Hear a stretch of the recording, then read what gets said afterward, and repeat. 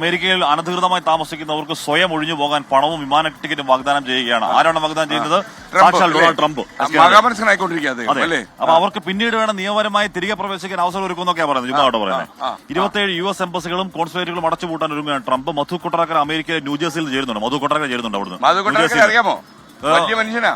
Okay, good morning Madhu. പറഞ്ഞേക്കോ. Good morning.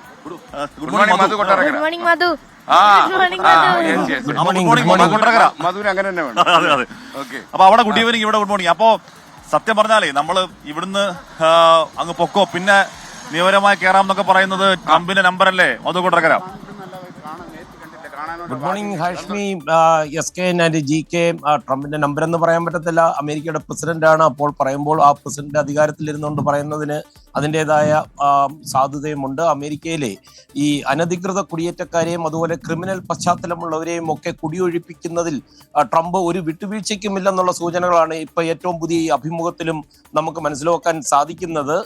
ഈ വിഷയവുമായി ബന്ധപ്പെട്ട് സംസാരിക്കുമ്പോൾ പക്ഷേ പതിവിന് വിപരീതമായി അല്പം മയപ്പെടുത്തിയ വാക്കുകളാണ് ഡൊണാൾഡ് ട്രംപ് ഉപയോഗിച്ചത്. അമേരിക്കയിൽ അനധികൃതമായി താമസിക്കുന്നവർ സ്വയം രാജ്യം വിട്ടു പോകുവാൻ തീരുമാനിച്ചാൽ അവർക്ക് സൗജന്യ വിമാന ടിക്കറ്റും അല്പം പണവും നൽകുമെന്നാണ് ഡൊണാൾഡ് ട്രംപ് ഈ അഭിമുഖത്തിൽ പറഞ്ഞിരിക്കുന്നത്. ഇവരിൽ നല്ല രീതിയിൽ അമേരിക്കയിൽ ജീവിച്ച ധാരാളം പേരുണ്ട്. അവർക്ക് തിരിച്ച് അമേരിക്കയിൽ വരണമെന്നൊരു ആഗ്രഹമുണ്ടെങ്കിൽ നിയമപരമായി അമേരിക്കയിൽ തിരിച്ച് പ്രവേശിക്കുവാൻ വേണ്ട അവസരം ഒരുക്കുമെന്നാണ് ഡൊണാൾഡ് ട്രംപ് പറഞ്ഞിരിക്കുന്നത്. ഫോക്സ് ന്യൂസിനാണ് ഡൊണാൾഡ് ട്രംപ് ഈ അഭിമുഖം നൽകിയപ്പോൾ തന്റെ നയം വ്യക്തമാക്കിയിരിക്കുന്നത്.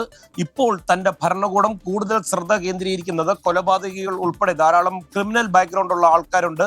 അവരെ അമേരിക്കയിൽ നിന്ന് പുറത്താക്കുന്നതിലുള്ള ശ്രമങ്ങളിലാണ്.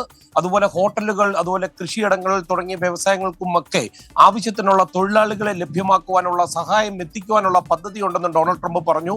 നേരത്തെ ഹാഷ്മി സൂചിപ്പിച്ചതുപോലെ ലോകവ്യാപകമായി 27 US എംബസികളും കോൺസുലേറ്റുകളും അടച്ചുപൂട്ടുവാൻ ഒരുങ്ങുകയാണ് ഡൊണാൾഡ് ട്രംപ്. US സ്റ്റേറ്റ് ഡിപ്പാർട്ട്മെന്റിന്റെ ചെലവ് ചുരുക്കുന്നതിന്റെ ഭാഗമായിട്ടാണ് ഈ നടപടി. അതുപോലെ ഐക്യരാഷ്ട്രസഭയ്ക്കുള്ള ധനസഹായവും നിർത്തലാക്കിയേക്കും. നേറ്റോ ഹെഡ്ക്വാർട്ടേഴ്സിനും ഐക്യരാഷ്ട്രസഭയുമായി ബന്ധപ്പെട്ടുള്ള വിവിധ ഏജൻസികൾ പ്രവർത്തിക്കുന്നുണ്ട്. അവർക്കുള്ള സാമ്പത്തിക സഹായം നിർത്തലാക്കുവാനും ഡൊണാൾഡ് ട്രംപ് ഒരുങ്ങുകയാണ്. Hashmi, SKN, GK.